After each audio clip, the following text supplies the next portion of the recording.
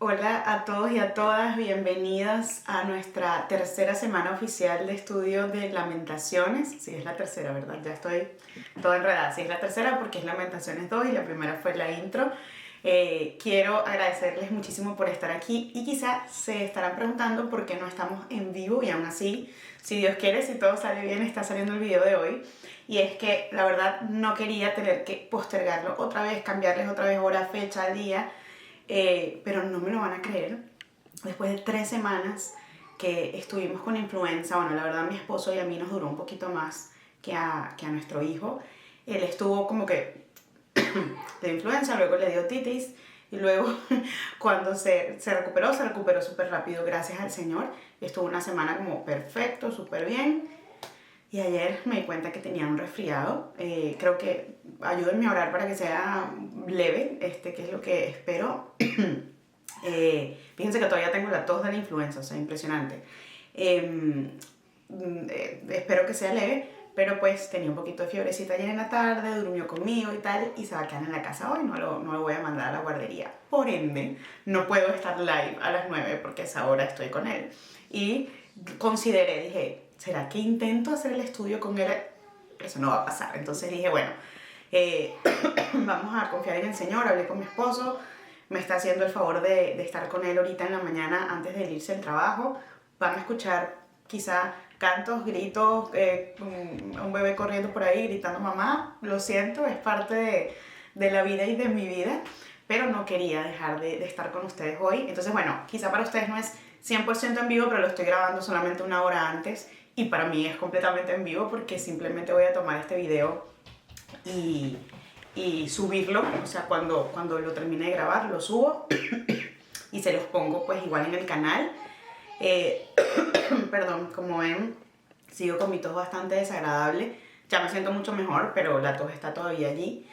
Creo que prácticamente no voy a cortar este video, o quizá tenga algunos cortes, porque bueno, eh, la idea es poderlos tener a las 9 en punto. También si ven como un encuadre diferente es porque estoy usando la cámara con un nuevo lente que se supone que tiene que tener como mucha más profundidad, pero por eso estoy tan cerca, pero igual creo que la imagen debería ser ok, debería estar bien. Entonces, bueno, miren, quería contarles que ayer en familia estábamos orando y estábamos leyendo Lamentaciones 3, porque bueno, yo quise leer un extracto para usarlo pues como base de nuestra oración antes de dormir, y fue tan bonito porque en el día había estado preparando Lamentaciones 2, entonces van a ver que hoy nos toca un capítulo crudo, como un poco Lamentaciones 1 y el contexto que hemos venido dándole a, a este estudio. Por cierto, aquí tengo mi café y me lo voy a ir tomando porque no quiero que se me enfríe. Y aunque, o sea, es como una advertencia buena que quiero hacerles. O sea, vamos a encontrar que es duro lo que pasa en Lamentaciones 2. Estamos en uno de los puntos de, si se quiere, como de mayor desolación, de mayor... de darnos más cuenta de lo que está pasando, o sea, de la causa genuina del lamento y de todo lo que está pasando. Y hay un tema central y transversal en Lamentaciones 2. Realmente es transversal a todo Lamentaciones, pero yo creo que específicamente en Lamentaciones 2 se hace muy obvio el tema de que, y yo sé que esto es un concepto que podría hacer un video de 3 horas hablando de esto y ni siquiera soy para nada experta, pero es el hecho de que la mano de Dios está con nosotros, obviamente, y está en el dolor, pero de alguna manera, y ya les voy a explicar por qué, también es la causante de este mal. Y aquí lo deja muy claro Lamentaciones, que es el Señor el que se está comportando. Vamos ahorita a visitar este concepto, el que se está comportando, no es que lo sea, como el enemigo de Israel. Entonces uno dirá, estos son conceptos como contrastantes, porque uno dice, no, bueno, Dios, ya saben, cada vez que tosan, me perdonan por toser. Dios no es capaz de hacer ningún mal, o sea, Dios no me hace mal. Y miren, es un concepto muy complejo porque yo lo creo, o sea, Dios no es capaz, no puede ser malo, no puede hacer nada malo, nada incorrecto, nada que esté mal. Pero nos deja clara aquí la palabra que Dios sí interviene en esto. Yo siempre lo veo obviamente como muchas de las cosas malas, difíciles que ocurren en este mundo caído, Dios está involucrado porque Dios las permite. Y bueno, en el 3 hay un versículo que nos explica esto, ¿no? Como que recordemos que no hay ninguna cosa que pase sin que el Señor diga, ok, puede pasar. Porque es que decir lo contrario, ya me estoy metiendo aquí como en el tema, pero es que es un tema principal de Lamentaciones 2, decir lo contrario, que Dios sí está involucrado en lo bueno y en lo malo ni se entera, es de alguna manera sacarlo de su intervención en nuestra vida y actuar como si él tuviera menos soberanía de la que tiene. Yo sé que se siente como que, ya, como que Dios aquí dice que me hiere como un enemigo. ¿Cómo es eso? ¿Cómo me Dios? Claro, si lo vemos así puede ser un poco escandaloso, pero lo cierto es que en todo el contexto entendemos que sí, que a veces Dios permite mal y a veces Dios hace mal, es decir, nos rompe el corazón y como yo les he contado con este tema, nos arranca nuestros ídolos, hace cosas que no comprendemos cómo pudieran ser buenas, quizá no solo hablando de ídolos, permite cosas en nuestra vida que son profundamente dolorosas y decimos, o sea, ya va, esto no tiene sentido y quizá en la tierra nunca le encontraremos sentido. Pero la palabra de Dios en su conjunto nos promete que todo ocurre y sucede para nuestro bien, que Él toma todo lo que sucede y sí, todo lo que permite y eso obra para nuestro bien y para su gloria. Y si no me creen y si les suena como un poquito raro, pensemos en Job. Job es uno de mis libros favoritos de la Biblia y al mismo tiempo es el que menos entiendo y el que cada vez que me meto en Job hay como que hacer una... o sea, es como que me voy de excursión y empiezo a evaluar como, Señor, qué ilógico es este libro, ¿no? Pero Job nos revela mucho de eso, o sea, nos revela la importancia de que Dios nos tiene, yo siempre pienso en eso, Dios nos tiene en la palma de su mano y que aunque pasen cosas feas, cosas malas, cosas que no comprendemos, aún allí, ahí está Dios y está su amor y su misericordia que no tiene fin, que vamos a andar un poco en eso la semana que viene.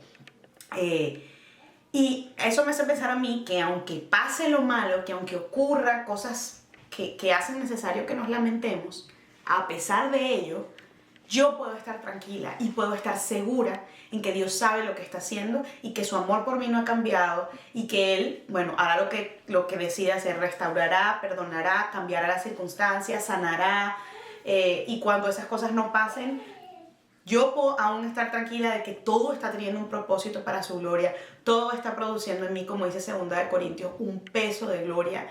Entonces, ese es el tema central de Lamentaciones 2. Y sí, que los quería decir antes porque es tan crudo Lamentaciones 2 que uno podría decir como, oye, pero esto no es como demasiado, o sea, qué depresión. Pero es muy bonito pensarlo en este contexto, entendiendo que todo esto tiene un propósito. Hay una parte que a mí me parece más fácil de entender en el contexto de Lamentaciones porque nos deja muy claro la palabra de Dios que todo esto que le está ocurriendo a Israel fue su culpa. O sea, aquí no es quizá una situación como la de Job donde no logramos entender, o sea, Job no pecó, él no le pasó nada de lo que le pasó por pecaminoso y fíjense que esa es la explicación que buscan encontrar los amigos de Job. Bueno, ya, quizá tenía pecados ocultos y por eso le está pasando eso, porque ellos no concebían en su conocimiento parcial de Dios, ellos no concebían que Dios pudiese permitir este daño, o sea, no lo pudiera proteger de todo lo que le pasó, si no era que Job era el culpable, porque obviamente yo a veces no culpo a los amigos de Job, porque muchos pensamos con los amigos de Job, como los amigos de Job, y yo muchas veces pienso como los amigos de Job, sobre todo mi mente de abogada, es como, para mí, todo es una causa-efecto, todo es una acción-consecuencia, entonces cuando esa fórmula no me da en mi vida cristiana, me afecta mucho, por eso les digo que Job es el que menos entiendo, me gusta mucho, pero bueno, me gustaría en los próximos años de mi vida estudiar Job por lo menos una vez al año. Yo he decidido todavía, o sea, no he decidido aún hacer un estudio de Job aquí en el canal porque hay un libro que tengo que me podría ayudar, pero no sabría cómo dividirlo, porque como son tantos capítulos de los amigos hablando, son muchos, como que llegar a esos puntos neurálgicos de la enseñanza son como 2 o 3 capítulos, entonces ¿cómo divido? Y Job tiene muchos capítulos, entonces bueno, es un tema más logístico lo que me lo han pedido, pero quizá en el futuro cercano lo hacemos, no les quiero prometer nada. Pero bueno, voy a empezar con la lectura de hoy. Recuerden que en la caja de descripción van a tener el enlace. Mucha gente me dice, ¿dónde consigo las notas? Váyanse a la caja de descripción, ahí dice notas de estudio de lamentaciones, hay un link. En teoría, si todo funciona bien, ustedes se meten en ese link y los debe llevar a un documento de Google donde están las notas, están desde la introducción. Estas notas de Lamentaciones 2 están en la página 9 del documento. Están basadas en el comentario bíblico de David Guzik, que es el que siempre uso. Y bueno, hoy no, el de hoy, perdón, no tengo muchos comentarios míos. Tengo algunos de cuando hablemos del tema de Dios como enemigo. Pero bueno, saben que se pueden apoyar. No voy a nombrar todos y cada uno de los comentarios. Pero saben que si quieren ir un poquito más profundo, están los enlaces del estudio. También está un material del proyecto Biblia. Y bueno, están las notas si quieren, porque como yo no leo todos los comentarios, ustedes pueden ir un poquito más profundo, ¿no? Entonces, ¿dónde me quedé acá? Me fui a la página 12. Ok, Lamentaciones 2. Voy a ir leyendo por porción y como siempre voy explicando algunas cositas. Ok, este pasaje tiene 22 versículos. Son largos los versículos de Lamentaciones, por eso son 22, pero son varias páginas de mi Biblia. Perdónenme, mi tos, lo siento. ¿Saben qué? Es que yo creo que o sea, como que saliendo de la influenza, como son virus totalmente distintos, te pueden dar. Entonces, estaba saliendo y yo veo a mi hijo resfriado, tiene un montón de mucosidad, otra vez, y yo creo que yo me volví a resfriar. Es muy loco. O sea, yo sé, a ver, antes de comenzar, yo sé que esto les puede sonar como súper tonto, como Clara, por favor, o sea, no sé, es ridícula lo que vas a decir.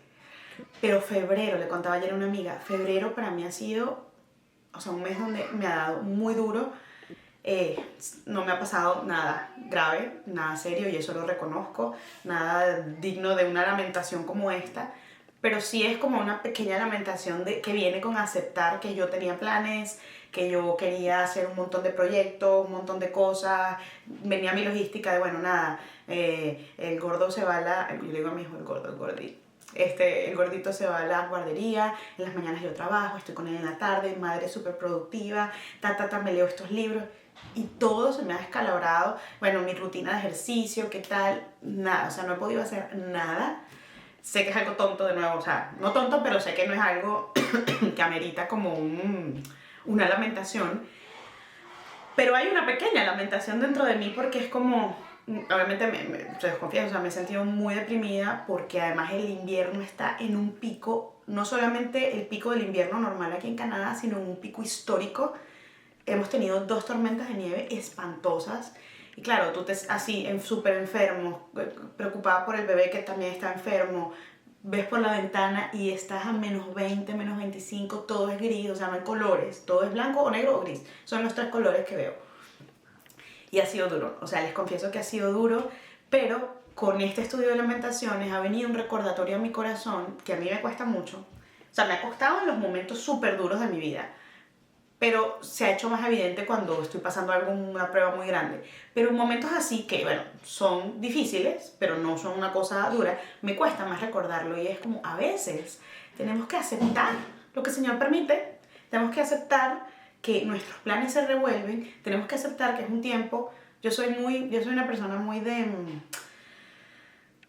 o sea, toda mi vida, por muchas cosas que viví, he tratado como de ser siempre como positiva, pero no un positivismo de nueva era, ¿no? Sino como gozosa, como no vamos a buscarle la parte alegre a esto, vamos a buscar, vamos a llenar las cosas de color, o sea, la vida, o sea, porque no, no suelo quedarme inerte cuando algo, como cuando todo es un drama, cuando todo es una tragedia, no, mi corazón no aguanta estar ahí demasiado tiempo, ¿no?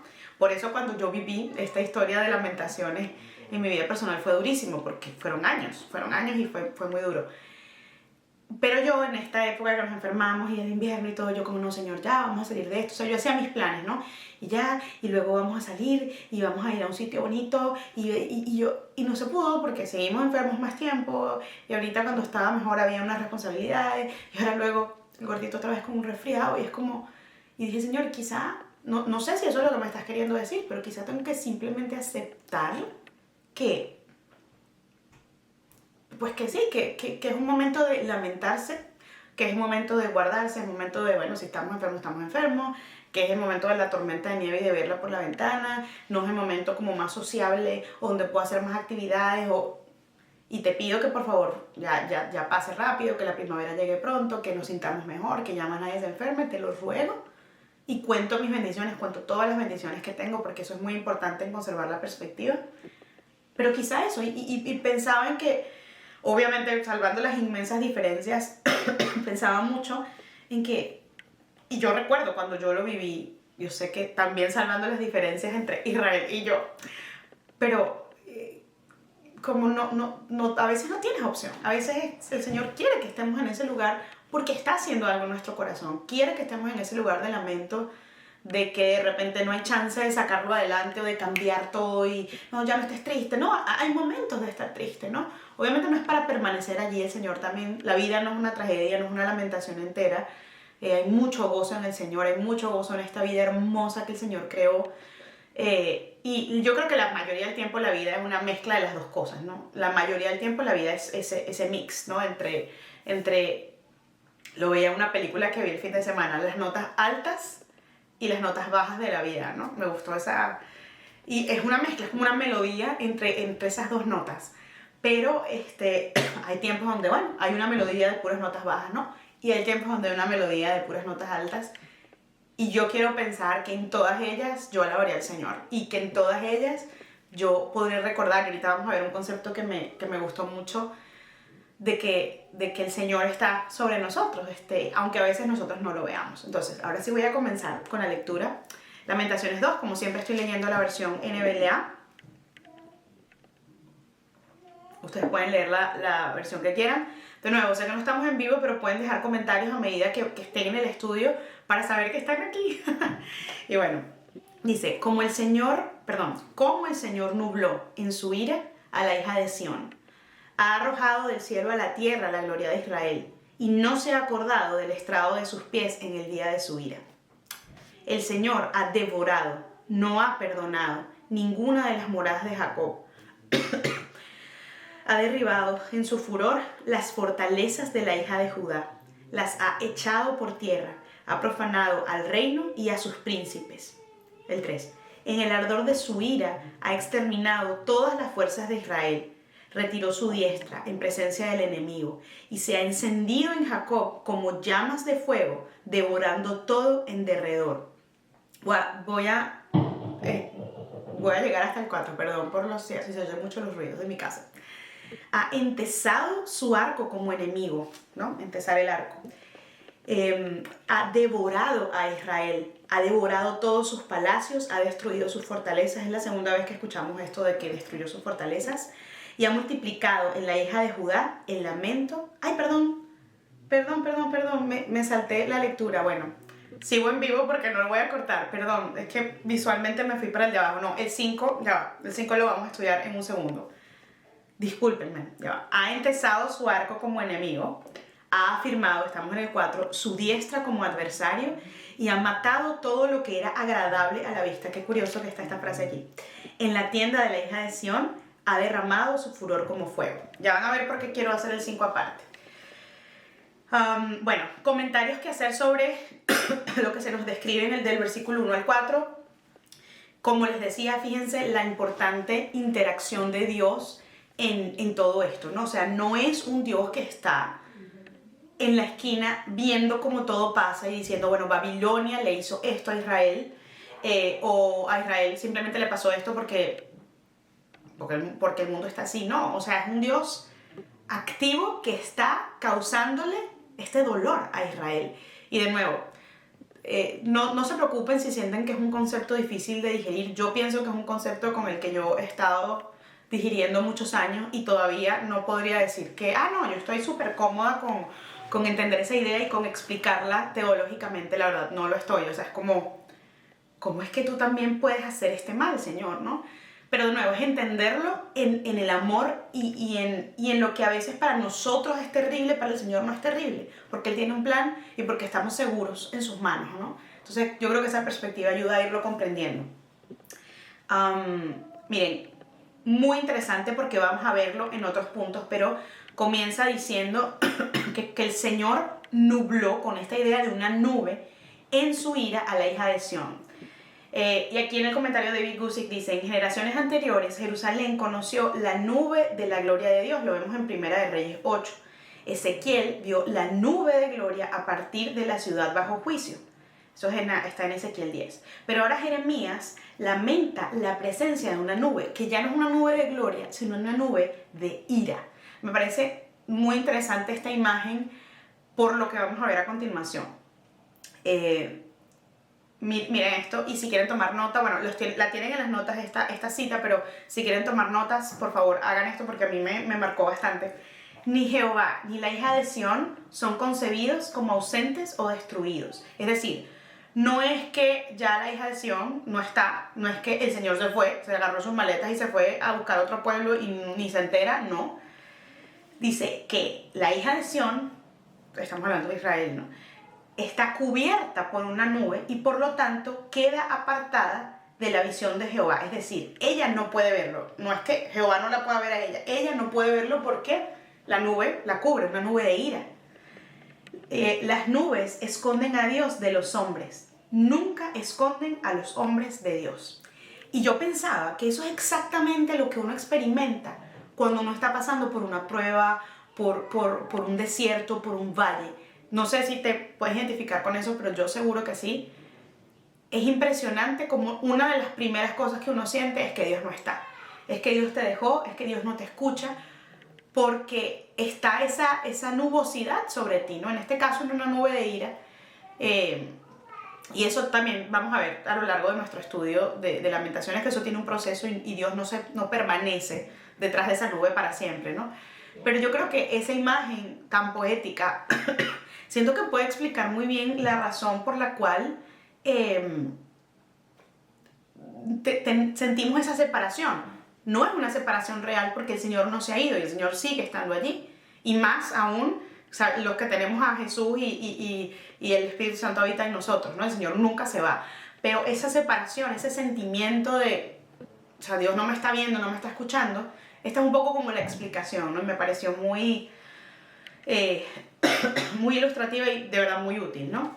No voy a explicar cada versículo y me voy a detener como en los que me parecen más importantes porque necesito terminar en 35 minutos y yo creo que lo voy a lograr, pero no, igual porque hay muchas cosas que quieren decir, quieren expresar la misma idea, ¿no? Bueno, que arrojó del cielo y la tierra la gloria de Israel, no se ha acordado del estrado de sus pies en el día de su ira. O sea, Dios no estaba tomando en cuenta, dice, la tierra es llamada el estrado de los pies del Señor, ¿no? En varios versículos. Pero aquí claramente está hablando del templo, llamado el estrado de Dios, y se está refiriendo al templo entero que había en Israel, ¿no? Y es como, ya, este lugar santo, este lugar donde yo habito, yo no me he acordado de esto porque estoy en mi ira, ¿no? Es como si Dios de alguna manera dijera eso. A mí esto me impacta cuando dice, el Señor ha devorado, no ha perdonado. Déjenme ver si... Ajá. El Señor ha devorado, no ha perdonado ninguna de las moradas de Jehová. No fue que dijo, bueno, como en otros momentos, bueno, voy a salvar a este porque este sí es justo. Es como, aquí nadie se salva de este furor, nadie se salva de esta ira porque todos han pecado, porque todos me han desobedecido. Recuerden que no hemos dado tanto contexto de eso, pero miren, para este momento, yo sé que el Antiguo Testamento no está dispuesto exactamente de manera cronológica en la Biblia, pero ciertamente habían pasado muchas experiencias en donde era un círculo totalmente tóxico por parte de Israel, donde ellos continuamente se iban a otros dioses y desobedecían, volvían al Señor, volvían, y el Señor se hartó. O sea, es literal, lo digo muy coloquialmente, pero fue eso lo que pasó, ¿no? Entonces, no perdonó. Y aquí nos nombra varias veces esta imagen. Las fortalezas, ha derribado en su furor las fortalezas de la hija de Judá, las ha echado por tierra, ha profanado el reino y a sus príncipes. Yo creo que la mayoría de ustedes saben esto, pero lo voy a recordar. Normalmente las ciudades de la antigüedad, desde esos tiempos hasta tiempos un poco más modernos, más cercanos, siglo XVIII, las ciudades se erigían en un territorio y luego se rodeaban de lo que se llama una fortaleza, que es como sinónimo de fuerza, ¿no? De la palabra fortaleza, pero eran muros, eran ciudades amuralladas, y se llamaba eso, o sea, esa es la fortaleza de la ciudad, lo que la protege. Y Israel no era la excepción, y aquí dice que el Señor derribó las fortalezas de la hija de Judá, las derribó, ya no estás protegida. Por eso llegó Babilonia y te saqueó, ¿no? Y te sitió y te saqueó y tomó la ciudad, porque ya no tienes protección. Porque las cosas físicas que te protegían, como vimos en Lamentaciones 1, ¿no? Como tus tesoros, o sea, tus recursos humanos, tus recursos financieros, el Señor permitió que todo eso se fuera para que Israel no tuviera nada a lo que aferrarse. Y siempre que hablo de esto, recordemos que estos son hechos históricos, pero a mí me parece demasiado útil y propicio pensar en tu propio proceso, ¿no? Y cuando yo les contaba el testimonio, voy a ver si me acuerdo de dejarles el playlist de mi testimonio para que si quieren como el contexto ya más personal y no tardarme siempre contándoles sobre mí en el estudio, puedan como ir a darle contexto a la historia. Pero es útil que vayamos haciendo quizás esos paralelismos de, Señor, o sea, yo estaba quizás aferrada o aferrado a este tipo de cosas en mi vida y yo lloré cuando me las quitaste, pero luego te das cuenta de que, oye, esta era una fortaleza física a la que yo me aferraba y el Señor quiere el Señor quiere que Él sea nuestra única fortaleza, ¿no? Entonces, eso me parece demasiado interesante como entender esa figura. Una cosa bien interesante que yo no sabía y la descubrí en el comentario de David Guzik, dice que cuando habla continuamente la hija de Sión y la hija de Judá, estos títulos son de privilegio, pero recordemos que ese privilegio conlleva una responsabilidad. Yo creo que yo nunca lo había pensado así.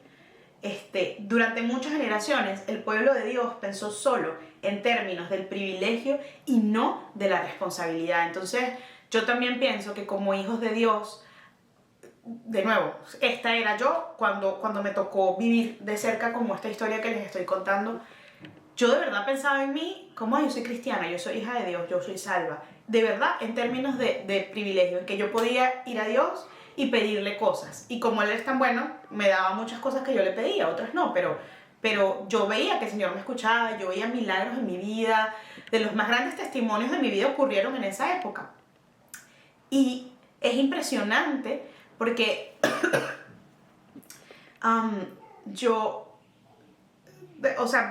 pienso en cómo interactuaba yo con el Señor y era desde esta idea. Como yo soy hija de Dios, pero como si eso no acarreara ninguna responsabilidad de mi parte. Obediencia, el estilo de vida que tenía que tener, el servicio al Señor, o sea, todo el fruto que viene por asumir la responsabilidad de nuestra identidad y la responsabilidad delante de Dios, para mí era como, no, y veo que obviamente esto es lo mismo que le pasó a Israel. ¿Por qué? Porque este es el corazón humano, muchachos. Entonces me parece muy, muy útil pensar en esto, ¿no? Ok, la parte que dice, yo creo que aquí ya estamos en el 4, sí.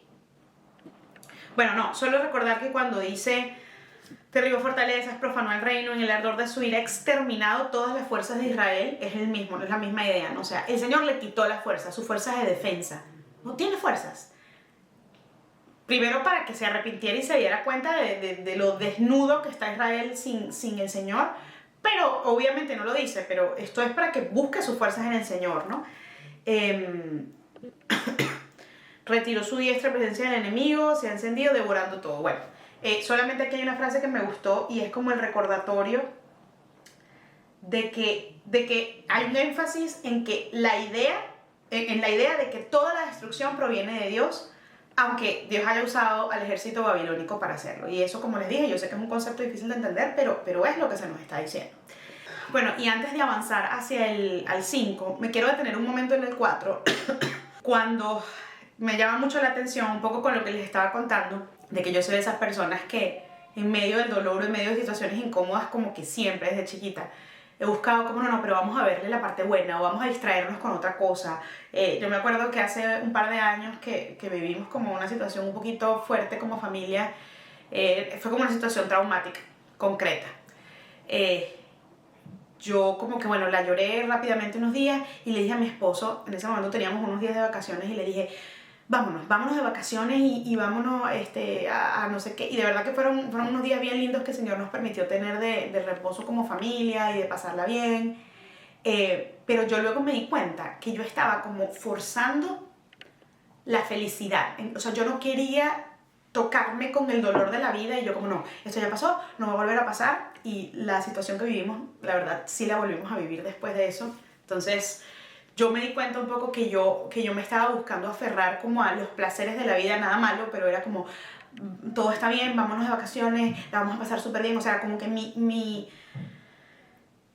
mi corazón quería no anclarse en el Señor y en confiar que Él es bueno, aunque la vida pasen cosas feas y cosas malas y cosas traumáticas, sino que yo me quería anclar como en lo bueno de la vida. Y me llama mucho la atención esto de que Dios ha matado todo lo que era agradable a la vista. O sea, ni siquiera eso le quedó a Israel para aferrarse a ello. Y a mí, pues no sé, déjenme en los comentarios si esto a alguno le genera una reflexión, porque a mí definitivamente me la genera, de a qué cosas me aferro. No quiere decir que no sea bueno distraerse, que no sea bueno irse de vacaciones, eso es necesario para el descanso del alma de alguna manera, pero a veces queremos correr, en los momentos difíciles queremos correr demasiado rápido a ese lugar, o como si esas cosas, así como cuando yo veo Netflix para sentirme mejor, ¿no? No es que sea malo, pero yo, ¿por qué corro primero allí en vez de correr al Señor, no? Bueno, vamos con el 5 cuando dice, se ha vuelto el Señor como enemigo, ha devorado a Israel, ha devorado todos sus palacios, ha destruido todas sus fortalezas, que lo vemos otra vez, y ha multiplicado en la hija de Judá el lamento y el duelo. Lo que quiero mencionar de este versículo concretamente voy a leer el comentario y luego les voy a hacer una referencia para que la noten, está igual en las notas en uno de los comentarios, pero bueno, dice, es decir, Dios, ahí está mi bebé, a quien con sus pecados habían provocado y convertido en su enemigo, se comportó, escuchen lo que estoy diciendo, se comportó como un enemigo, tensando su arco y extendiendo su mano derecha, mató a sus jóvenes y doncellas, quienes eran agradables a la vista, y trajo juicio sobre ellos como fuego, que devora sin hacer distinciones. Yo quiero hacer ay, se me fue la palabra completamente, una concordancia bíblica con Jeremías 30 del 14 al 22. Porque en lo que leí este versículo me acordé de ese versículo que en esta misma época que yo les estoy contando llegó a mi vida, porque yo me estudié así, me hice como un bootcamp de Jeremías y Lamentaciones, y hay un versículo dentro de Jeremías 30 que dice, porque como hiere un enemigo, te herí. O sea, Dios hablándole al pueblo. Entonces, y es importante, a veces sentimos que Dios está en nuestra contra, ¿no? Entonces, aquí no está diciendo que Dios es tu enemigo, no está diciendo eso. Está diciéndonos que Dios se comportó como un enemigo. Y lo está hablando mucho desde la perspectiva de Israel, desde la perspectiva de ese pueblo que sufre. Entonces es muy interesante porque ¿quién no ha sentido esto? Que Dios, estás en mi contra, o sea, ¿qué me estás haciendo? No solamente no estás respondiendo a mi oración, sino que me estás haciendo daño, o sea, ¿qué es esto? Y sí, o sea, es una aceptación en la palabra de que a veces Dios hace cosas que se comporta como un enemigo, pero no porque esté en nuestra contra y no porque nos quiere hacer daño y vamos a terminar mal, todo lo contrario. Nos hiere y quizá nos daña eso que más nos duele porque conoce nuestro corazón. Y en nuestro universo, quizá eso que está haciendo Dios contra mí es lo peor, ¿no? Es como un enemigo que me está hiriendo. Y yo solo puedo pensar, perdón, pero aquí no tengo otro recurso en este momento, solo puedo pensar en esa experiencia que yo les conté. O sea, Dios me arrancó todo lo que yo amaba. Y yo sentía que Dios era mi antagonista. O sea, ¿cómo no solamente no me estás escuchando mi clamor, sino que me estás quitando todo lo que yo valoro, todo lo que ¿cómo vas a permitir esto? O sea, una cosa tras otra, ¿no? Y creo que es meditar en el entendimiento de que sus pensamientos son mucho más altos que los de nosotros. Él sabe lo que está haciendo. Y no solo lo sabe y lo mira desde una nube, desde su comodidad, como, ah, sí, muérete en tus llamas. No, Él lo sabe y actúa desde el amor, desde el propósito, desde lo que Él ve que tú no ves. Entonces, creo que vale la pena pensar en eso. Bueno, vamos con el 6. Vamos con el 6, el 7. Voy a leer hasta el 10. Voy a leer hasta del 6 al 10. Y ha tratado con violencia a su tabernáculo como a cabaña de huerto, ha destruido su lugar de reunión, esto hablándose de lo que hablábamos un poquito del, del templo. El Señor ha hecho olvidar en Sión la fiesta solemne y el día de reposo, y en el furor de su ira ha rechazado al rey y al sacerdote. El Señor ha rechazado su altar, ha despreciado su santuario y ha entregado en manos del enemigo los muros de sus palacios.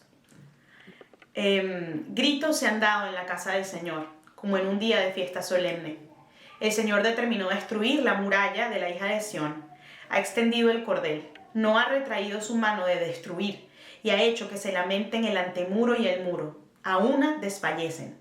Se han hundido en la tierra sus puertas, él ha destruido y quebrado sus cerrojos. Su rey y sus príncipes están entre las naciones. Ya no hay ley. Tampoco sus profetas hallan la visión del Señor. Están sentados en tierra, en silencio, los ancianos de la hija de Sión.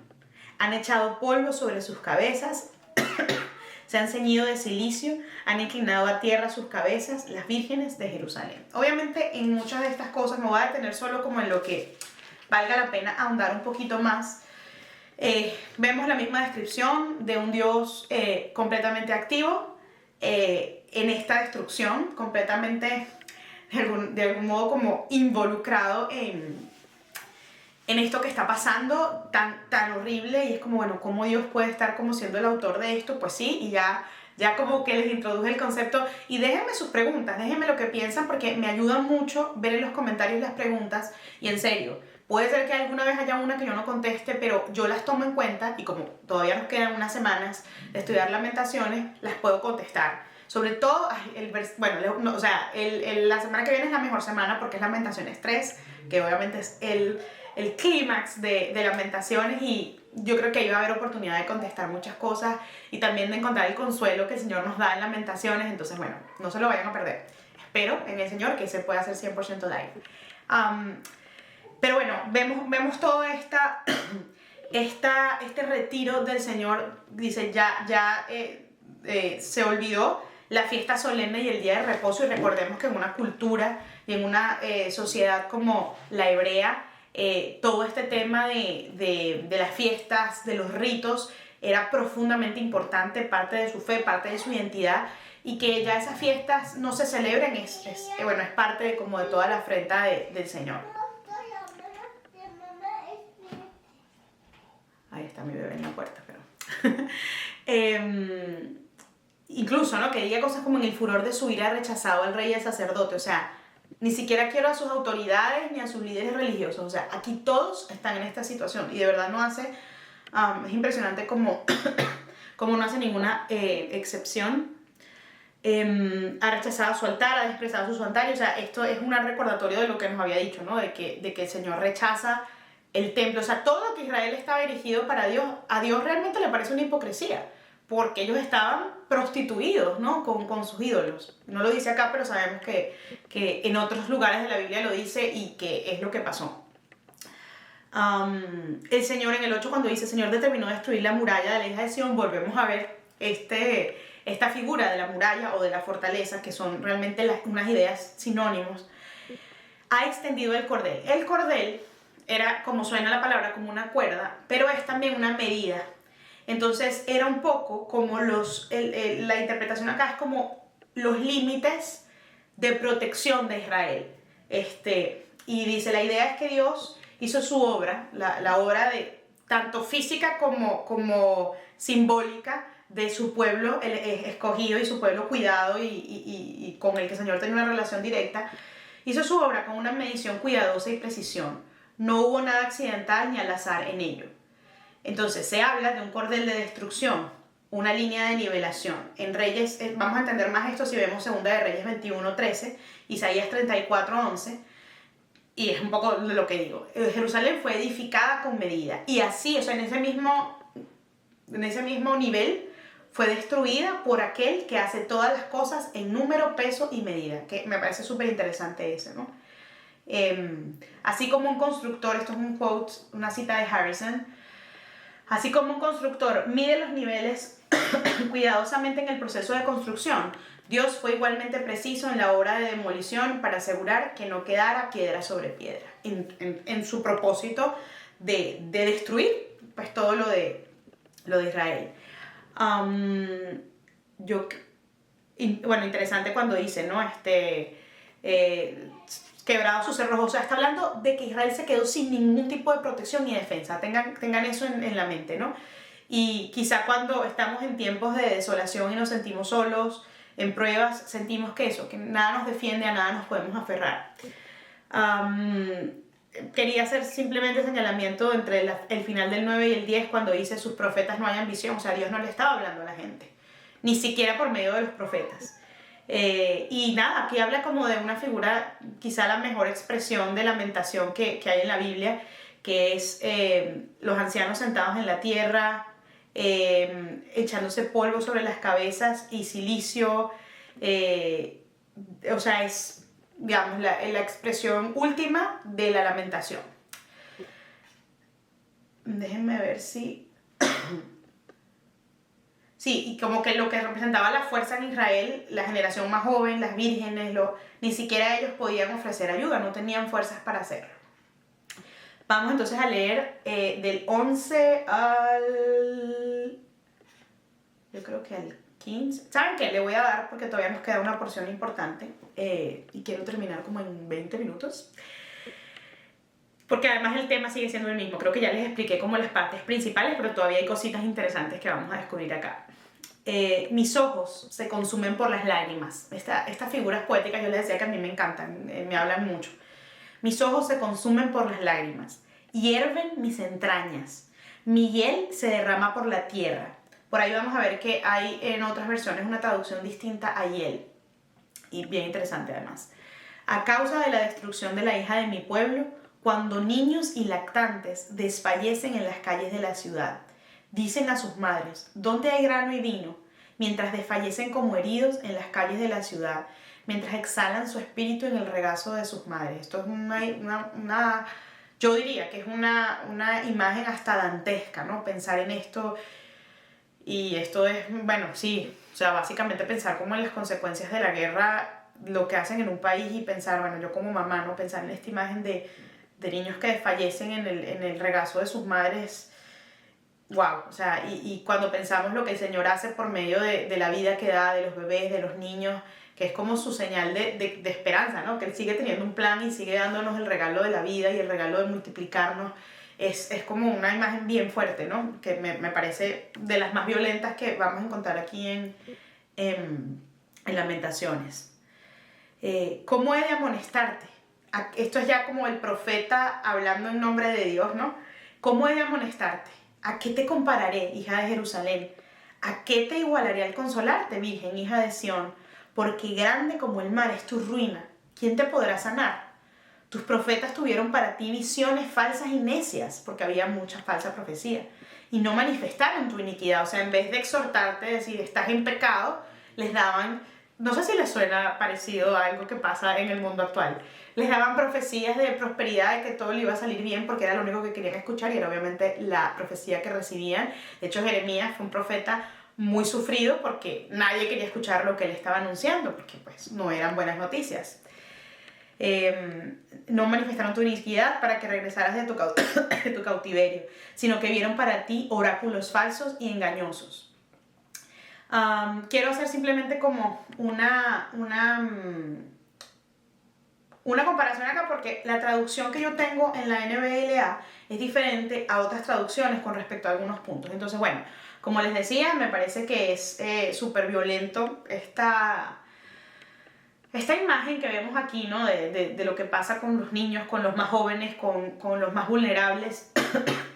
Esta visión de Jeremías expresando su... Yo no sé si les conté que Jeremías es mi profeta favorito. O sea, yo soy Jared fan. O sea, en el sentido de que siento que cuando el Señor lo usó para escribir, o sea, el lenguaje que él usa, los sentimientos que usa, siempre me puedo identificar con él. Y es muy vulnerable y al mismo tiempo muy poético. A mí me gusta mucho siempre leer como lo de Jeremías. Y decía, todo esto dejó a Jeremías destrozado, sus ojos lloraban, su corazón estaba quebrantado. Y aquí dice, su bilis se derramaba en náuseas. Y esto es porque aquí mi traducción la traduce diferente, pero en el versículo 11 dice, mi hiel se derrama por tierra, pero en otras versiones dice, mi bilis se derrama por la tierra. Entonces, más literalmente, la bilis es el hígado.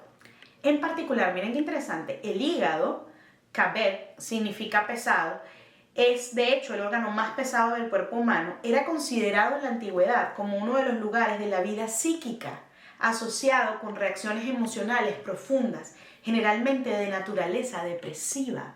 Y él decía que ese órgano que simbólicamente se asociaba a todo eso estaba por tierra. Qué interesante, ¿no?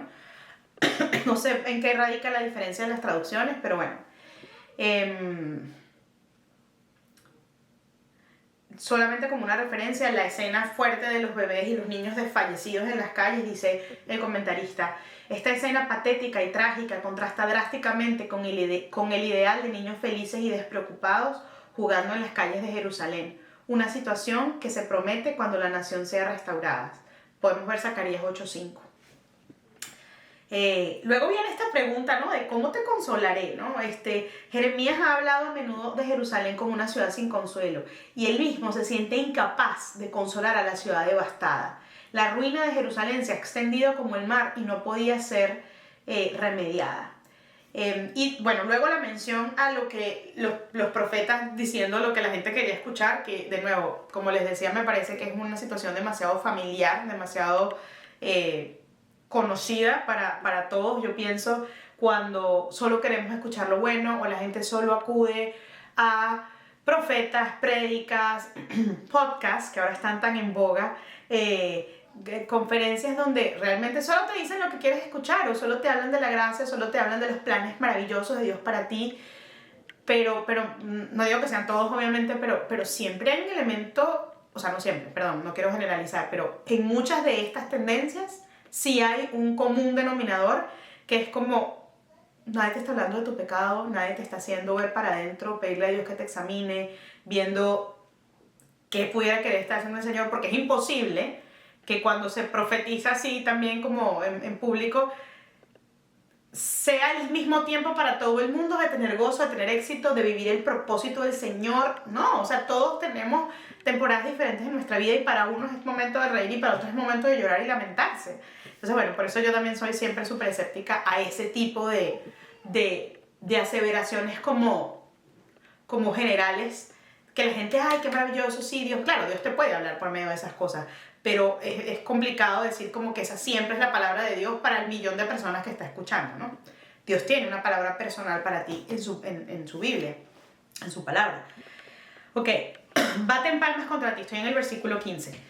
Todos los que pasan por el camino silban y mueven sus cabezas contra la hija de Jerusalén diciendo, esta es la ciudad de la cual decían la perfección de la hermosura, el gozo de toda la tierra. Están comparándola, ¿no?, con su belleza anterior. Han abierto su boca contra ti todos tus enemigos. Silban y rechinan los dientes. Dicen, la hemos devorado. Ciertamente este es el día que esperábamos. Lo hemos alcanzado, lo hemos visto. 17. El Señor ha hecho lo que se propuso. Ha cumplido su palabra, que había ordenado desde tiempos antiguos. Ha derribado sin perdonar.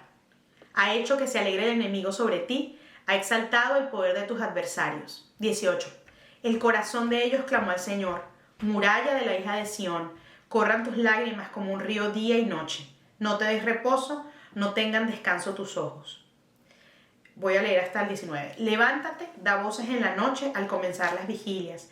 Derrama como agua tu corazón ante la presencia del Señor. Alza a Él tus manos por la vida de tus pequeños que desfallecen de hambre en las esquinas de todas las calles. Entonces, este tema de baten palmas contra ti, no lo vayamos a confundir con el tema, por ejemplo, de las palmas cuando, como símbolo de honra y de honor, como cuando recibieron a Jesús y otros momentos en la Biblia donde las palmas son como señal de honra, ¿no?, a alguien. Dice aquí David Gusick, este grito triunfante, perdón, ay, se me fue. ¿Por qué se me fue? Aquí está, perdón. Perdón, dice, esto no era un aplauso, el tema de las palmas era una reacción lamentable, propia de aquellos que silban y niegan con la cabeza. Todos los que veían a Jerusalén estaban asombrados por lo que era la ciudad que alguna vez fue marcada por la belleza y la alegría, ¿no? Muy fuerte eso. Recordar que el Señor ha hecho lo que se había propuesto. Jeremías anunció el propósito de Dios en Lamentaciones 2:8. El Señor ha propuesto destruir el muro de la hija de Sión. En el juicio sobre Jerusalén y Judá, Yahvé cumplió lo que se había propuesto y ha cumplido su palabra. Y el Señor siempre es así, o sea, Él siempre hace lo que dice que va a hacer. Por eso creo que cuando, un poco fuera del tema, pero no tanto, cuando nosotros muchachos leemos la justicia de Dios, incluso a nivel de los últimos tiempos, lo que el Señor va a hacer, cómo va a venir a la tierra a buscar a los suyos, a juzgar con justicia, eso va a pasar. El hecho de que estemos apenas en el año 2025, que eso no es nada, o sea, 2000 años que para nosotros son muchos, pero eso para el Señor es un chasquido, no perdamos de vista que todo eso se va a cumplir, todo se va a cumplir en nuestra vida y para la humanidad, ¿no? Yo creo que luego hay como muchas figuras que se repiten, el muro de la hija de Sión que derrama lágrimas como un río de día y de noche, y luego viene una parte muy bonita que es la exhortación. O sea, aquí empieza como que cambia un poquito el tono del poema y dice, Jeremías como con el corazón roto por Israel, los llama o sea, no dejes de clamar, porque después de todo Jeremías sabía que el Señor sí los veía a ellos, el Señor no había apartado su vista y su oído de lo que estaba pasando en Israel, aunque Israel no lo podía ver a él ni sentirlo. Y viene esta exhortación de mira, levántate, da voces en la noche, comienza vigilias, derrama como agua tu corazón en su presencia, alza tus manos, clama por la vida de estos pequeños. O sea, ¿y por qué lo exhortaba? Bueno, porque esta es la palabra de Dios. El Señor quería escuchar sus oraciones y la oración, sabemos que el Señor la escucha y que tiene un efecto. A mí me ha sorprendido muchas veces en mi vida cómo noto que la oración, o sea, cuando oro hay una diferencia. A mí a veces digo, Señor, pero si ya tú sabías, ¿por qué tengo que orar? A mí me parece un pequeño misterio, pero he visto que es verdad y lo he experimentado, ¿no? Y vamos a terminar con el 20 al 22, que dice, mira, oh Señor, y observa, ¿a quién has tratado así? Habían de comerse las mujeres el fruto de sus entrañas, a los pequeños criados con cariño. Habían de ser muertos en el santuario del Señor, el sacerdote y el profeta. Esto es un poco una pregunta, me voy a tener aquí un segundo, de como, ¿por qué tenía que pasar todo este horror? ¿Por qué tenía que pasar esto? Era como una pregunta que se está planteando allí, ¿no? Que sabemos que va a tener un propósito. Yacen por tierra en las calles jóvenes y ancianos, mis vírgenes y mis mancebos han caído a espada. Has matado en el día de tu ira, has hecho matanza, no has perdonado. El último versículo, como en día de fiesta solemne convocaste mis terrores de todas partes, y no hubo en el día de la ira del Señor quien escapara ni sobreviviera. A los que crié y mantuve, mis enemigos los exterminó. Miren, simplemente este era un recordatorio de la misma nota en la que comenzamos el estudio de hoy, de que el Señor estaba presente en esto y estaba siendo el autor de esta desolación y de este dolor, no sin perder el control, no sin dejar de amarlos, no sin dejar de estar presente con ellos, no sin dejar de tener un plan. Perdonen los gritos de mi hijo de 2 años y medio. Mentira, no tiene 2 años y medio, tiene casi 3 ya. Yo por eso les dije, es una idea transversal en todo lo que vamos a estudiar en Lamentaciones 2 hoy, de que el Señor estaba íntimamente involucrado en lo que estaba pasando. Y eso, aunque es desolador, como ¿por qué está pasando todo esto?, nunca nos debe hacer sentir solos. Nos debe recordar que Él está y confiar en la verdad y en la promesa de que Él es un Dios de amor por nosotros. No es un Dios de amor en lo abstracto, es un Dios de amor por ti y por mí.